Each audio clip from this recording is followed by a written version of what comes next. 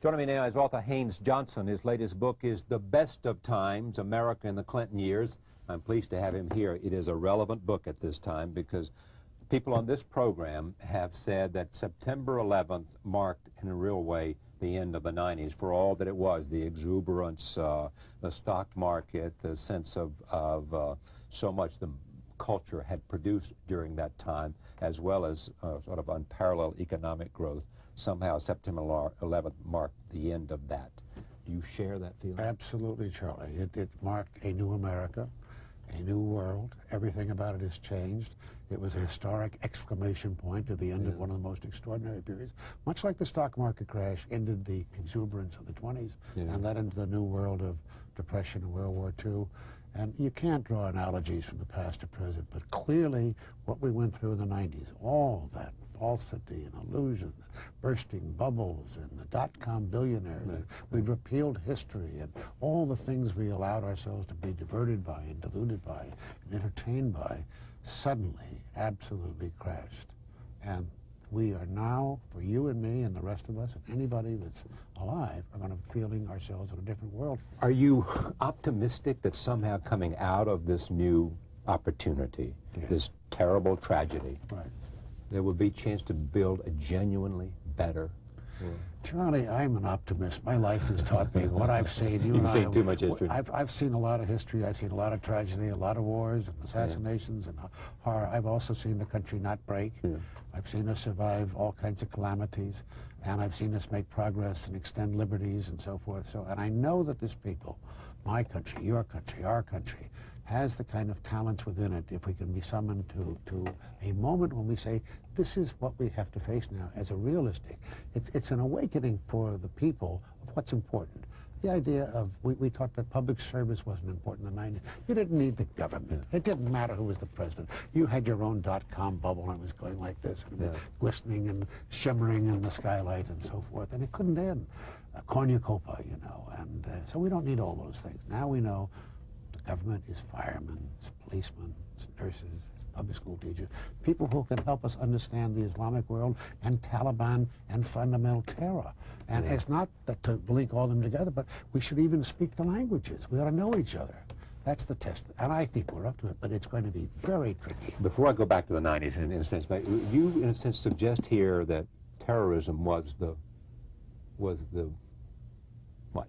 Well, I said in the very end, in the epilogue, we face these kinds of challenges in the 21st century, and that the threat of international terrorism with small groups organized, able to turn terror for their own means, and I specifically named the Taliban and the fundamentalists with hatred and so forth, can make this new world we're in far more dangerous and less secure than the long world of the Cold War. And it wasn't about the long history of nation states being in opposition to each other. No. I mean, it really, those are just one of the challenges we face. But it seems, I don't have any people who said, gee, how'd you figure that one out? It was so, 7 months ago I wrote that, and that's not foresight. It was evident that we knew that terrorism exists. The World Trade Center was bombed before. Exactly. And we knew about all these things, but we just allowed ourselves to think we're number one. And we're immune from the forces of history because we are history. We are the big shoulders country. And I think that what people everywhere now say, that's no longer adequate. It's not good enough. I think about all those books that were written, including the people that I admire and like for different reasons, like Francis Fukuyama, The End of History. Oh, yes, history did not end. Yeah, well, and that was part of... Because the West defeated, and there was no more battles to face. Absolutely, and that was part of the lessons of the times, that we had repealed history, and that all of the old conflicts that had human beings for thousands of years had fought, and the same territory, the ethnic, religious hatreds that have roiled the world, and they haven't gone away. And we can't pretend that we just live in our own bubble. And I guess that was what... What's the best and worst of the 90s? The best of the 90s was this extraordinary scientific, medical, technological revolution. Changing life around us so fast. The opportunity to extend life. They have risks involved. Cloning, and what do? You want to mapping the human genome. Yeah, I spent time with people who are leading that fight and who actually won the battle. In fact, Craig Ventnor, who was the one at Solera, I spent a lot of time in the book before he went public, and I said, he said, Haynes, this is like 300 years ago we're going to be looking back on this time. This is the beginning. And I said, what are the risks? He said, the greatest risk in history, because we haven't figured out what the consequences are. But that was the best of the times, how people, and also we were an energetic people. I think we still are, but we were confident, we may be cocky, maybe arrogant, maybe feeling that we didn't have to worry about anybody else, including within our own society. How about the excesses of our culture?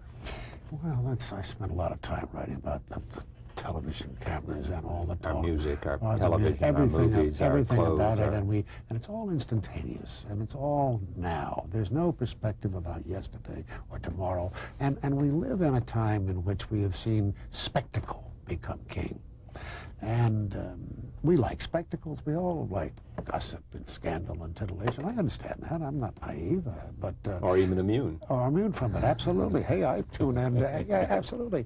But the idea of making that the predominant fact, so you have a continuing, rolling soap opera, I think, trivialized the events that the world was facing, and also diverted us from trying to focus on important questions that we might pay attention to that are going to affect us in the future. Questions and important values. Yes, exactly. And that's why September 11th brought us home.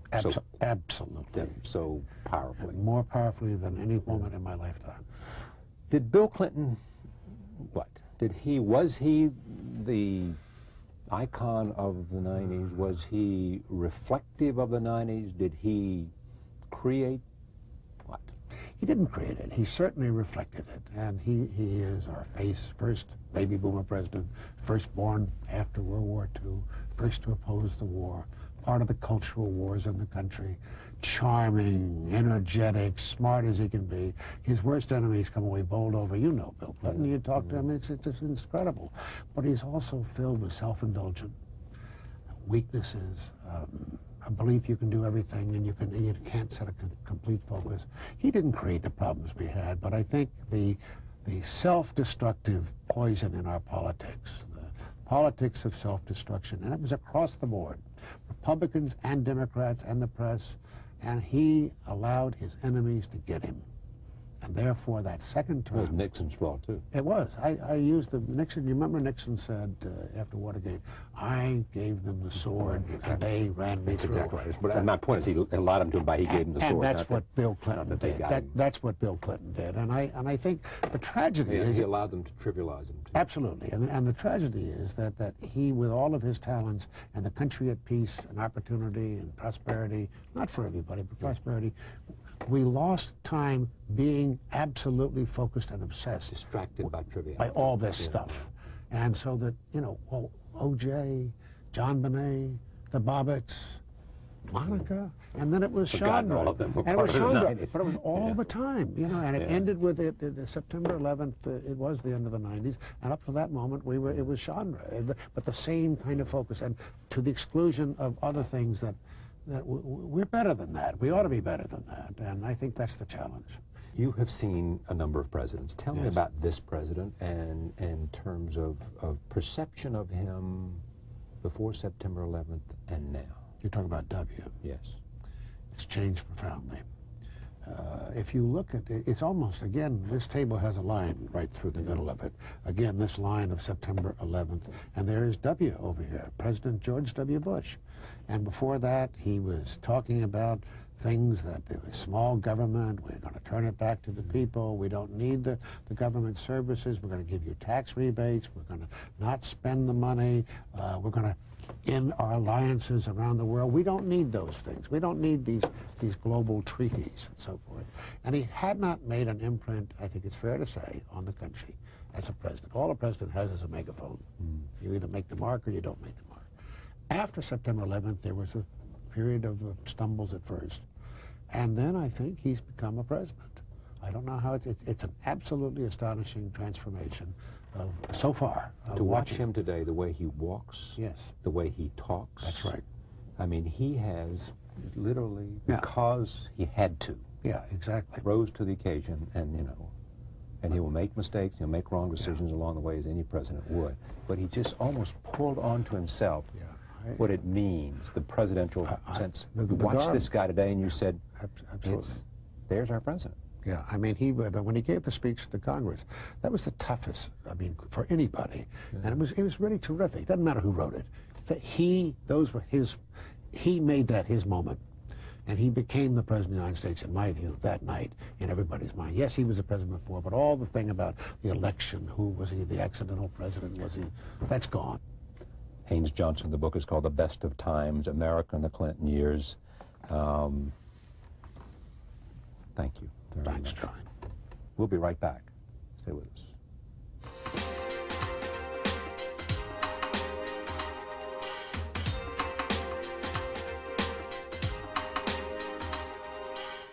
In the days following the attack on the World Trade Center, some found the most effective tool in attempting to explain the events was not the words, but the photograph.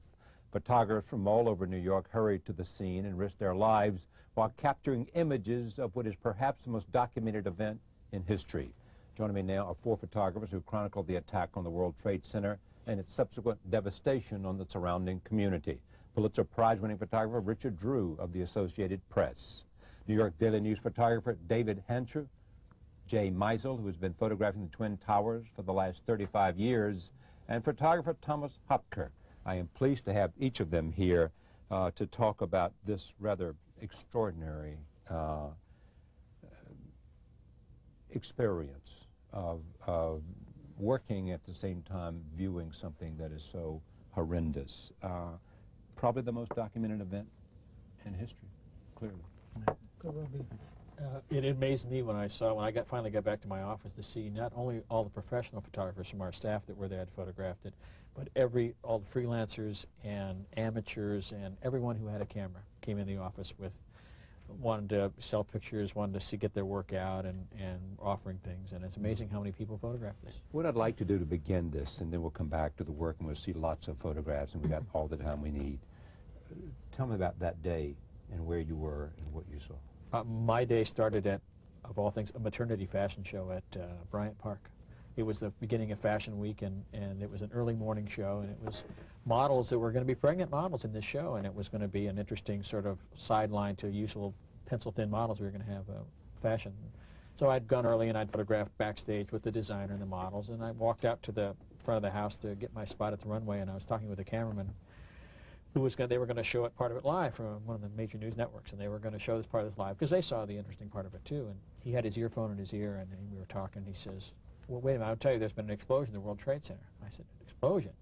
And since 1993, there's in the original one, there's always been a fire calls, and David will attest that there's always some kind of incident going on. And then a few seconds later, he said, "Oh no, wait, an airplane's hit the World Trade Center." And just then my cell phone went off, and it was my photo editor. And she said, "Forget the fashion show," and I put my stuff in my bag and went over and took the subway. When I walked a block over to Times Square and got the express subway train, and when I came up, I saw what was going on down there. By that time? The second plane had hit by the time I got down there. But I didn't know there was even 2 planes until I started talking with a policeman early on. So it was quite something, and he explained what kind of plane it was, because he had been responding to the first plane hitting the tower. And what do you remember most? What's the most searing The searing image is seeing the facade of the first building. What I thought was the facade, it ended up being the whole building coming down, because I was so close to it. All I saw was chunks of it coming down, and the sort of the crumbling, rumbling of a creaking metal and like rock falling and that kind of thing. And then people just walking out of this quiet. There was this quiet that just sort of invaded everything. And peace, and then people started walking out all covered with muck and injured and firemen, and oh, it's really something. My most amazing memories of it aren't visual, but audio. In a city that's known for its honking horns and taxi cabs, taxi drivers yelling at each other, it was eerily silent. It was almost somebody had hit the mute button on the entire city. I got down there at 8:53 a.m., and the only reason I know what time I got down there was I looked at the dashboard on my car, and I said, "Please, Lord, it's a beautiful day. Let's hope that a lot of people voted that morning and were late going into work, or hope that they were taking advantage of one of the last great days of fall before going into work. Please," I thought many people would be spared because of that. I was stupid. When we watched it, my wife was in tears, and I thought, it's a building. You know, I love them, but it's a building.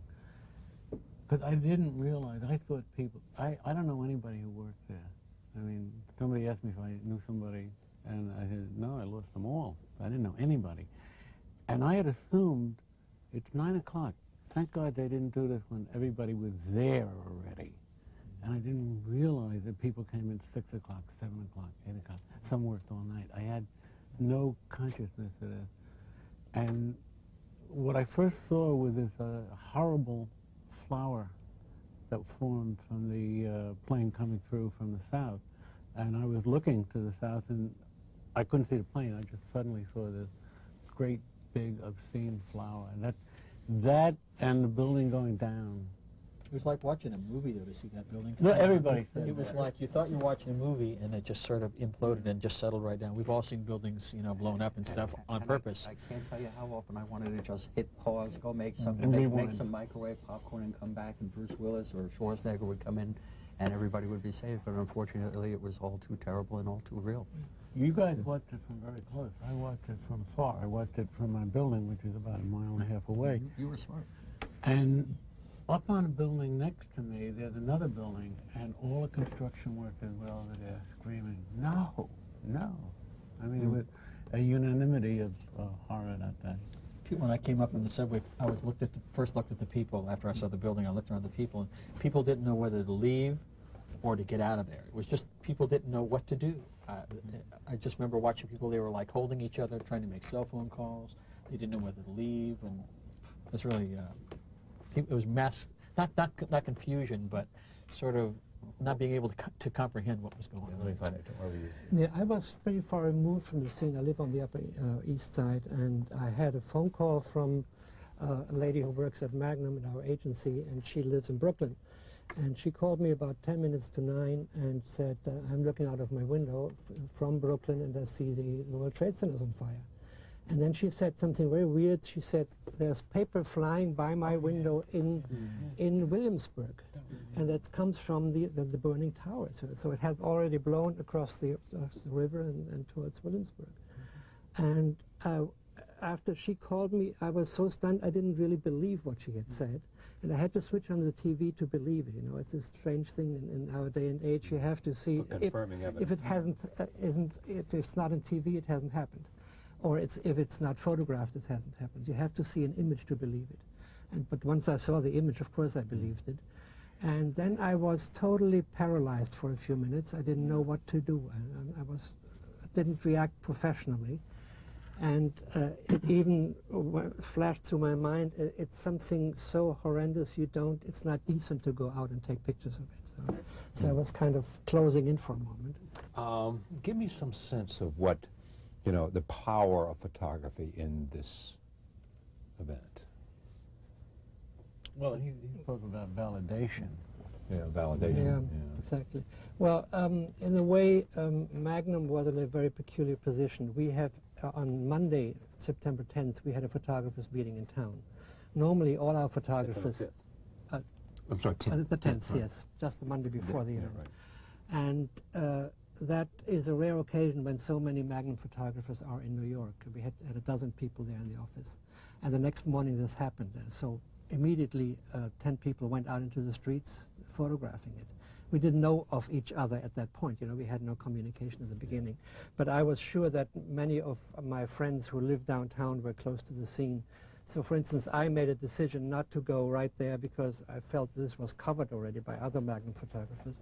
So I went across the bridge to Queens and Brooklyn and drove around and did scenics from the highway, from the freeways towards the burning city, which was an Armageddon, you know, the city in smoke, going up in smoke.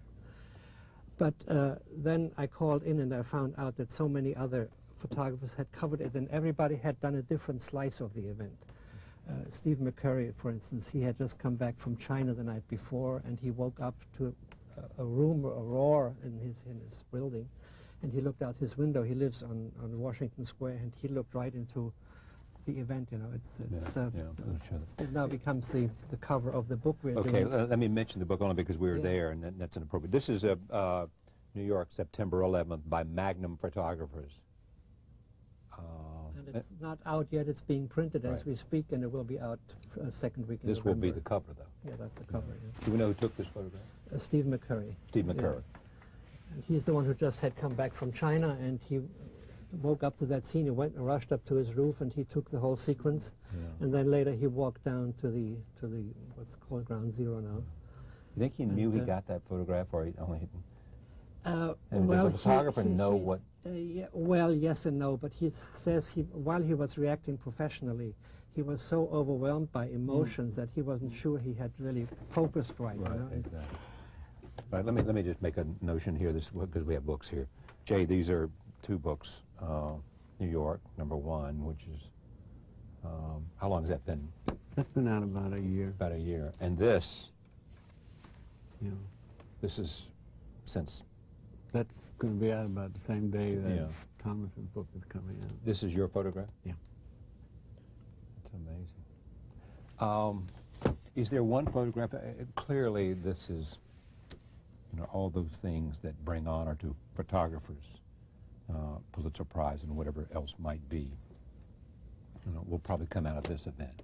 Is there one photograph that stands out, or so many that it's impossible to choose one? No, I think the image that has become the icon for the World Trade Center tragedy was Tom Franklin's picture from the Bergen Record, and that's the 3 firefighters with the American flag, with the Iwo Jima. rubble in the background. Yeah. It has every single element of the Iwo Jima photo, but it also has hope in it. It has soldiers in it, but in this case, the soldiers who did battle were the firefighters and the paramedics and the police officers. It has the American flag, which matches very, very much what Joe Rosenthal's Pulitzer Prize-winning picture had. Yeah. And it has the rubble in the background. So. Absolutely. But it's also that great picture when they've taken the priest, the fireman priest. Yeah. Oh, yeah. That- Judge. Yeah. Father Mike? Well, it's so subjective because this is the front cover of Thomas's book. That's the last Magnum picture in my book. Oh, this one is. Not that, but But one like this. one like that is the last picture in the book. So it becomes very subjective about what you think is the most important image. And I don't think there's going to be one image. I think that it's just going to be an enormous kind of coverage. As you said, one of the most covered events in history. I mean, there's an amazing photograph of the woman standing in soot and almost like a Statue. ghost. Yeah, Yeah. Stan Yeah. Honda's That's right. picture. Yeah. You guys know them all. It is. Just tell me before we look at the photographs how this may. I've asked lots of people this, and have gotten different kinds of stories. How this changed you? How the impact of all this on you? I was telling David today before we came in that I live on the Upper West Side, and I sit in our little office, our home office, and I was sitting on the computer the other day, and all of a sudden I realize that there's airplanes flying up and down the Hudson, and after you hear an airplane, you know that an airplane has gone and destroyed two airplanes destroyed 2 of our buildings. You wonder, is this the military flying over there, or are they in patrol, or is it another commercial airplane, or is somebody hijacked? And that freaks me now whenever I hear these airplanes. And my wife says, "Oh, but they're good because they're out there patrolling." Well, but there's the slow droning of this, the sound, and there's the jets coming by, and it's really something it's the only thing that's freaked me out so far about this. Well, my hope is that this will also change our profession a little to the better, because in the past decades, the sense of documentary photography has been overwhelmed by production photography, movie stars, staged images in the studios, and the trade we are doing at Magnum is taking pictures of reality and going out and photographing events as they occur, or photographing countries as they are, and not making any, not producing fakes in Photoshop on the computer or setting it up with models or anything. And that it's almost a forgotten trade, with the major magazines not existing anymore, like Life magazine going out of business, and I come from Germany with Stern magazine, which used to be a wonderful picture magazine, and they work on the same field. So I hope this is a renaissance of documentary photography, of true photography of the events as they evolve. So eventually something good may come out of this, and we come from such a frivolous decade, where everything was fashion, models, movie stars, Now maybe we'll get a little serious about some things. Yeah, exactly. Yeah. I cry a lot more. Oh yeah. I mean, at inopportune times. And it started the day after it happened and on the day it happened. And my kids saw me on an interview on CBS's Sunday Morning, said, "Dad's a wuss." He cried on Dad's a TV. wuss. Now, you had a relationship here, though, that was 35 years. 35 years But old. I mean, it's not about the buildings. I mean, we just think of the lost innocence. You think of, I've got a kid, now what kind of future is this kid going to have? What kind of heritage is she going to have? What are we going to have to do to circumvent this thing? What are we going to have to give up in order to fight this thing? It's a heritage that is questionable in the future. One of my children passed in front of the World Trade Centers about 20 minutes before the first plane hit because she was going to school in Brooklyn, and her bus took her that way, and my wife was frantic about that. We didn't know where she was or how she was safe, or she was there when the plane hit. Yeah. I've changed personally, I've changed professionally. Personally, on September 10th, I looked at the glass as half full. On September 12th, I realized that my cup was truly overflowing. And as Jay was saying, we are so very lucky for so many of the little things that we have and very often don't appreciate it. Professionally, I think the community of journalists has realized that they're not made out of metal, that they are truly affected by the stories that they're covered. They're indeed part of the human family. If we want to cry, it's okay to cry. We need to lean on each other's shoulders, and we need to help each other because we are affected as much as the rescue workers who covered this, who helped so many people at this event. Okay, let me take a look at some photographs here. Richard, we start with some of yours, including the one we talked about. First is the image. We can see it here. Yeah. This is like, well, I think to the third frame or fourth frame I shot when I came out of the subway, because I looked up and I sort of see the image. You can see the profile of the airplane. You can the wings coming out of the two sides and the smoke going. And I said, "This is just amazing." But did it register as a large aircraft for you, or did it just say, all I saw was a hole. This is a small plane? The first strike or the second strike? This was the North Tower. The first one. That's the first one. Yeah. That's where So I have it the had woman just gone in, standing huh? right in Yeah. there. Jay, that's what? That's where I have the woman standing, is right in the center of that frame, looking out. Okay, the next slide. This is the one that's caused a lot of discussion and among newspaper editors and readers around the country. Tell me about the discussion. Discussion is whether people want to look at this over their cornflakes in the morning, to whether this is image that has to be shown as part of the story, and we document the images, we document the story, and this, I don't think I captured this man's death. This is part of his life. He made a decision, or when he decided to, when he wanted his freedom, and His freedom? Yeah, from the flames. And the horror, whatever it was, and I guess he decided to try to take a chance and go out there. And there are a lot of people who wrote into various newspapers, and I've gotten a couple of ombudsmen, if that's how you pronounce it, have written columns about it, saying that it was their decision. And even the New York Times ran this photo the following day, in color. And it's amazing. When you see an image like the front cover of Tom's book and realize that these were 110-story buildings that were reduced to rubble, it tells the story amazingly. But when you see a picture like Dick's, that realize there were humans who were having to make the decision between plunging to their death or burning to their death. It's when you go, how can people hurt other people so badly? It really brings home the human condition. Or having to call up someone and say, this is the last phone call. Yeah. The next photograph is the beginning of the collapse. That I shot. This is the second tower coming down, and I was standing about a block and a half south of Stuyvesant High School. I'd been moved out of one position, which was too close to the first tower, and then I wanted to sort of hide myself, so I was standing in some bushes in a center median strip, and I looked up and I started to make a picture, and then all of a sudden the top just poofed out, and I shot, I think it was, I counted the other day, there were 13 frames of this building collapsing over the few seconds that it took to fall. Yeah. This is hard for you, isn't it?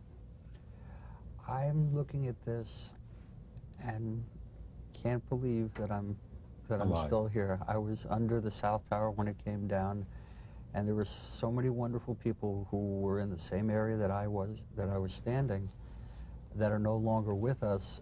And I just, to this day, when I see the video, when I see Dick's picture like this, don't know how I'm here. You don't know? Luck. What happened? When the South Tower came down, I was across the street, and I picked up the camera just out of habit. And something in the back of my mind said, run, run, run. And never in 20 years of shooting in New York have I run from an assignment. But something in the back of my head just said, run.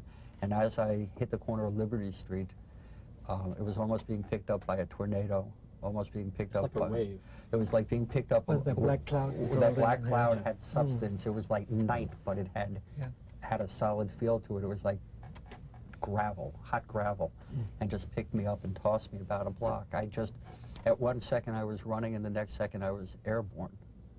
And I lost my glasses, I lost my cell phone, I lost my pager, but managed to hold on to both cameras. But it threw you for a block? I was back down at Ground Zero last week and walked the area where I have a pretty good recollection of where I was and where I wound up, and it was just under a city block.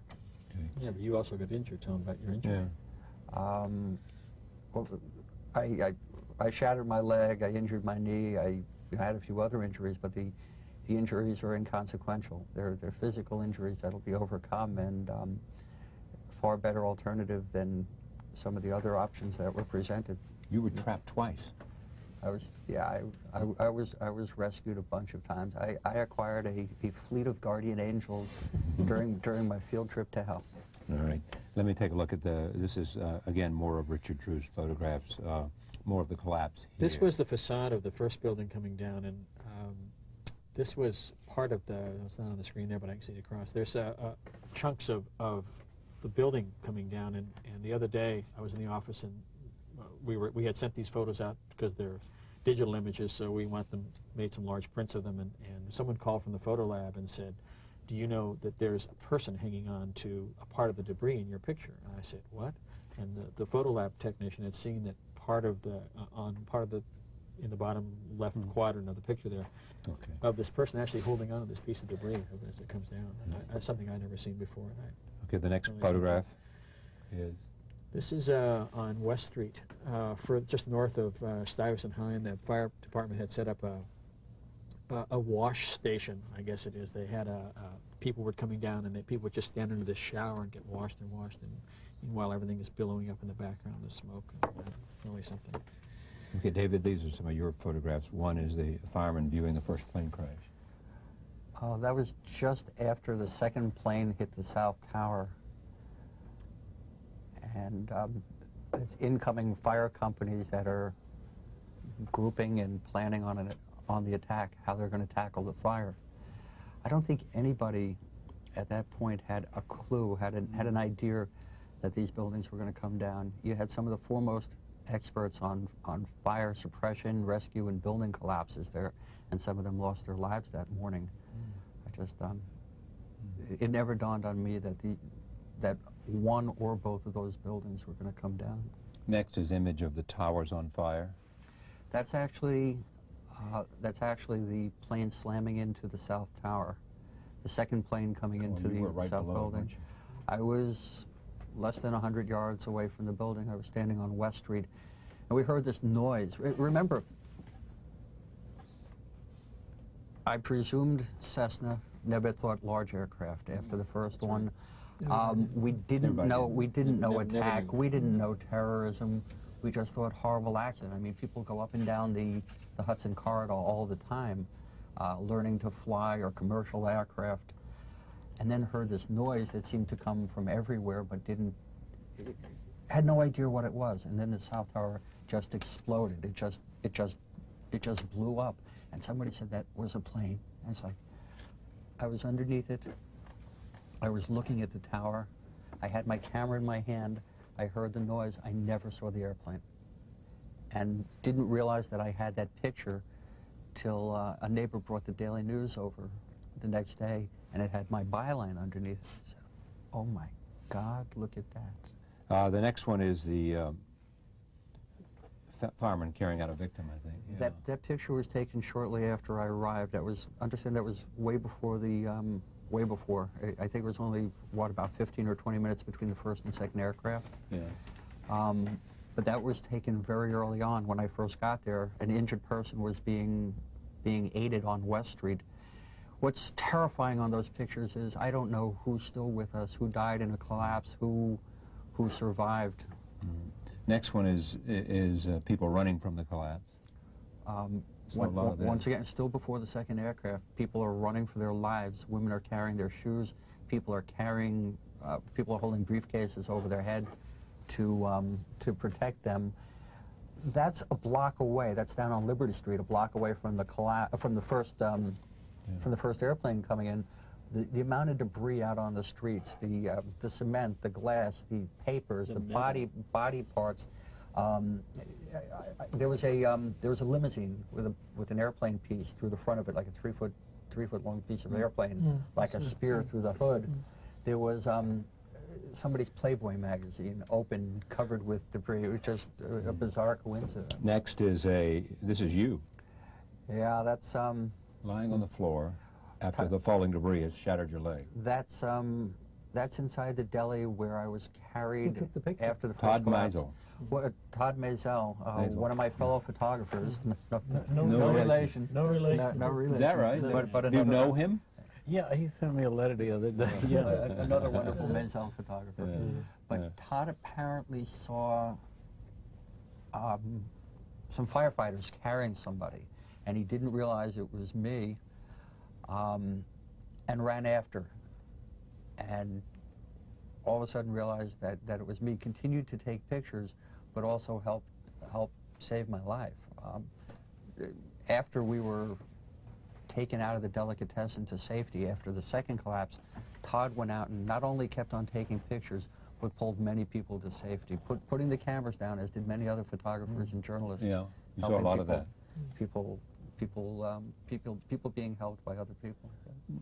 Finally, there's the rescue workers carrying you out. There's another photograph by Todd. Charlie Wells is on the right, up in front. He's a paramedic chief who I've known for years, and we wind up inside the delicatessen, and I recognized his voice. Yeah. And you said? Well, we hugged a lot and we cried a lot, and it was just wonderful to have somebody there who I knew, who was holding me. But I can't thank enough the police officer and the other firefighter in that picture, who, you know, one of a cast of about 9 people who really saved my life. And I have to find out who they are. We'll track them down. I just want to put my arms around their shoulders and say, thank you so much. You'll find them. Okay, next we turn to Jay. The first one is the Twin Towers and the Statue of Liberty. Jay, you've been photographing the Twin Towers for how long? About 35 years. Just because it was there? Well, because they were building it when I moved in where I am. And like you, I watched this day, and I turned to a friend of mine who was on a roof with me, and I said, how are they going to put out the fire? It's too high. They can't reach it. And he looked at me and said, they're not. Because he's an engineer, and he knew. So people who knew... He said they're not going to put it out. Well, there's no way. No way. I don't think anybody thought it would collapse, but I don't think anybody was thinking logically at that point at all, because we had gotten so emotionally wrapped up in what was happening that we didn't believe what we saw. You know, we'll see it in a minute, but the next is the Twin Towers behind the Manhattan Bridge. This is one of your famous photographs. Next, seagulls flying in front of one of the towers.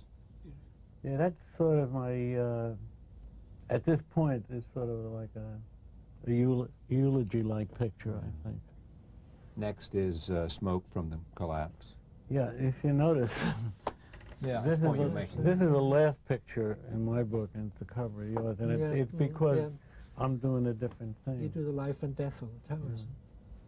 It's amazing that they were buildings, they were structures, they were steel, they were inanimate objects, but they took on an actual life that reflected not only the community that went to work there, but the people who surrounded it. And the Twin Towers had a love affair with the photographers of New York City.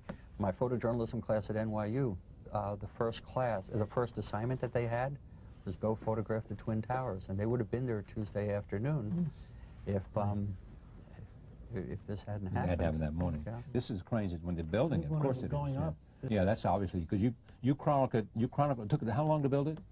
It took about 7 years to build it, but I didn't really chronicle the building at all. I just did some pictures of it in construction. Tom? Yeah, I took this, I drove through Brooklyn and I ended up at the Brooklyn Bridge and the Manhattan Bridge. And the Manhattan Bridge was still open into Manhattan because all the other bridges were closed. And so I could walk back into Manhattan from that point, and I walked across the bridge and I saw this incredible dark scene of the city engulfed. What was so unbelievable, it was such a beautiful day. Yeah. And it struck me as absurd, you know, the sunshine was there, it was a beautiful late summer day, and I felt like being in a Hitchcock movie, which is filmed in bright daylight, and you know the horror is looming somewhere, but you don't know where it will come from. And here you had it, you know, it's there, but I never got there. When I got back to Manhattan, I hit the police barricades and I couldn't get to the scene, to the real scene. Now we'll see some other Magnum photographers. At the beginning of the clap, this is a photograph by Stephen McCurry. Right, that's what Steve got from his roof. This is the guy we talked about earlier. He's on the it's cover. pretty much the cover of the Magnum book. And he did a series. He just went up to his roof and took a series. And what's so striking, there's almost a lot of beauty in this picture, raw beauty. And it's so elementary. It's like a volcano erupting, like Mount Vesuvius or Mount St. Helens, you know, erupting. And you are caught by the beauty of the picture until you think what's happening at this moment. That 5,000 people are wasted at this second. You know? The next is a statue in downtown Manhattan surrounded by debris by Susan Meiselas. Wow. She also lives downtown, and she just woke up from the turmoil. And this is a picture of a statue which is close to the World Trade Center, one of these life-size, lifelike statues, bronze statues. And a man sitting there with his briefcase, and he was showered by the papers falling from the World Trade Center. So it looks like these papers has come out of his briefcase. A totally surreal image. And finally, there is a woman holding a candle. Yeah, Chen-Chi Chang, our Chinese photographer. We had several photographers who couldn't get into New York, and he, being Chinese, he was in Taiwan at the time, and he couldn't fly back for days, and so he caught the first plane he wanted to be there somehow. First plane to New York, and he went to Union Square and he shot this beautiful girl who was actually there for 2 days and 2 nights, I heard, lighting and relighting candles. She became a little bit of a heroine of the scene there at Union Square. What's your first instinct at a time like this? Shoot. Take a deep breath, stop shaking, remind yourself that you are recording history and that you have a responsibility to your readers to deliver them the truth. Did you think about that when you were that day? Rather than, am I going to lose my life here? Not a thought that came to my mind. I looked up and I saw this big gaping hole in the building and I said, okay, focus. Not focus, but focus. And just went about almost methodically documenting what was going on. You know, kept looking for people being rescued, kept looking for people being saved. There were so few. And I don't think any of those firefighters obviously had any idea of what was going to happen, or they wouldn't have done it. But the fact that they go in when other people come out, you know, I mean, it breaks your heart. Yeah. You know? An appropriate word to stop on. Thank you all very much.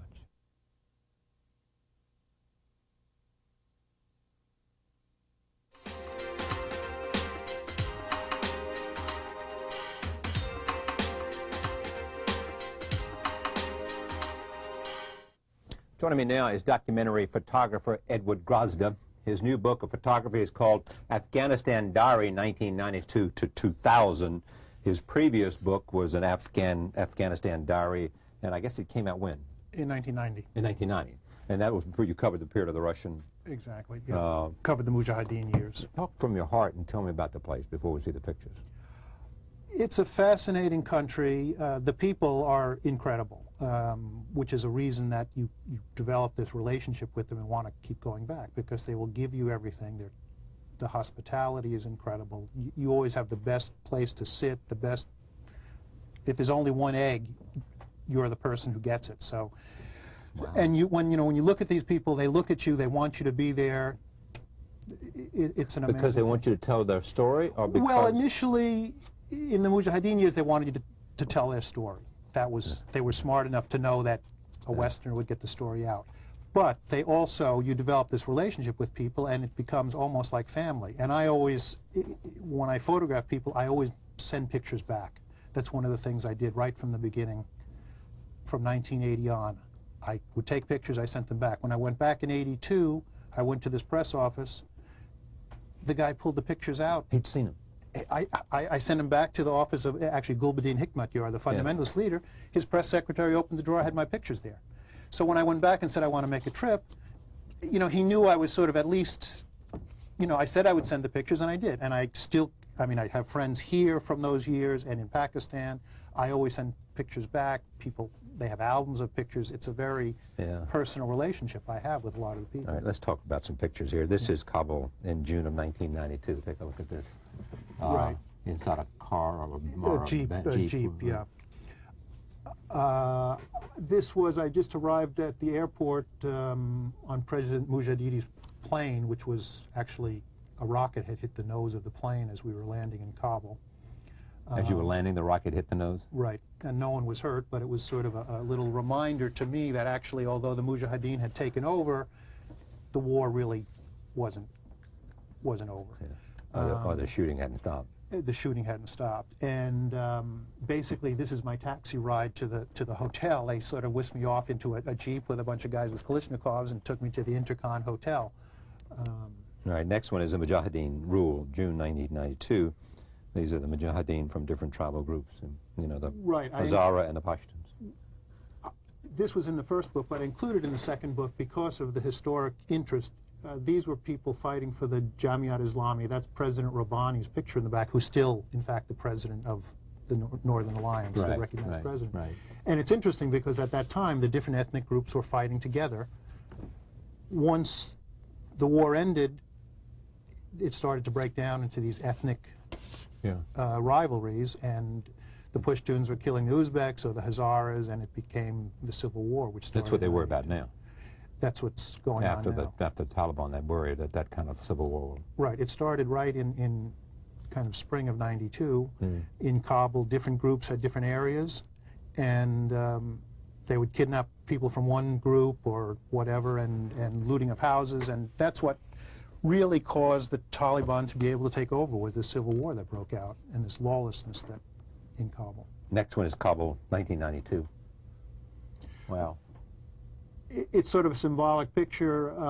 It's at a little army post or office in downtown Kabul, and it's from the days of the Afghan army. And now it's, of course, everyone knows the map of Afghanistan. You can just see it's riddled with bullet holes. Yeah. Next is posters. This is also in downtown Kabul in '92, and this is Gulbuddin Hikmatyar. Yeah.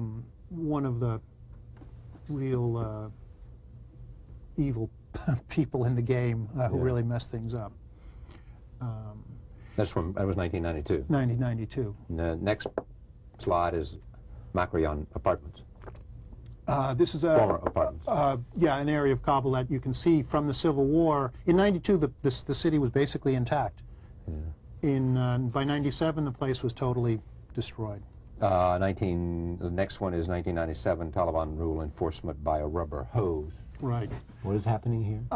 This is actually north of Kabul on what is still the front lines between the Northern Alliance and the Taliban. Yeah. And people are trying to go north or go south, and the Taliban are sort of with rubber hoses chasing people either back or, keeping the crowds under control. What kind of experience did you have with the Taliban? They give you a guide when you're there to photograph. Excuse me. So you have to go with someone who takes you around. Shows you what they want you to see, or? Well, tells you you can do this or you can't do that. Or when I went in 97, the guide who was appointed to me was working for the Taliban, but not a fanatic. A nice guy who's actually in the States now. And he actually helped me to work and photograph, and the laws against photography were not totally in effect then. Yeah. So he was smart enough to kind of help me work. When I was back there in 2000, I was with a real card-carrying Taliban who, one, although he said he was Afghan, knew nothing about Afghanistan because he grew up in Pakistan, knew none of the historic places in Kabul or around Kabul, told me that all the Persian speakers should be killed. He was a Pushtun speaker. Right. What do they speak? Dari? What is it? Dari is the Persian version. And he basically wouldn't let me photograph. Whenever there was a person, even hundreds of yards away, he would not let me photograph. All right, next one is prayers in Flushing, Queens. Right, this is the Abu Bakr Sadiq Mosque out in Flushing in 1995. This, I mean, you don't know things when you take the picture, but now this building has in fact been torn down, and the Afghans have built a regular mosque with a dome and a minaret, which was consecrated last year. Most of them, is the Afghan Center in New York and Queens? In Flushing, there are lots. I met people in Afghanistan walking across mountains, and I would say hello to somebody. I said, "Where are you from?" He said, "Oh, I'm from Flushing." That's great. Next, you see some Afghan boys playing the traditional Afghan game of Takam Jangi. Takam Jangi. This is a game they play with hard-boiled eggs, and you try to crack the egg. Now, this is well, Kandaharis. I wouldn't say that they're definitely Taliban supporters, but they're from Kandahar, playing this game in Queens after the Eid prayers. Now, in the same year that they're playing this, in Afghanistan, some people were playing this game, and the Taliban came and killed 12 people in a village because they were playing this game. You want to go back? I'm thinking about going back. I don't want to really go back this minute, but I'm planning on going back when the right situation arrives. What would that be?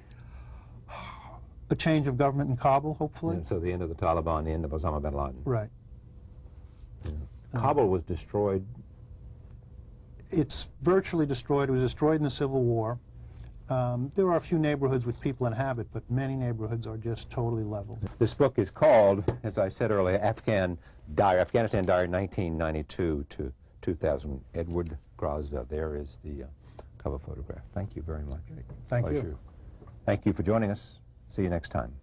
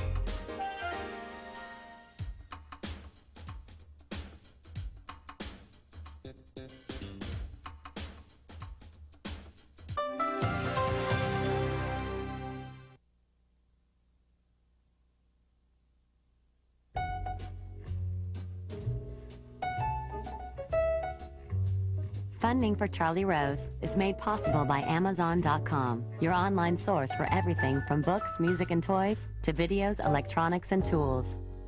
Charlie Rose is also made possible by these funders. And by Bloomberg, a provider of multimedia news and information services worldwide. To order Charlie Rose program transcripts and video cassettes, call 1-800-ALL-NEWS or write to the address on your screen. Please indicate show date and guest. This is PBS.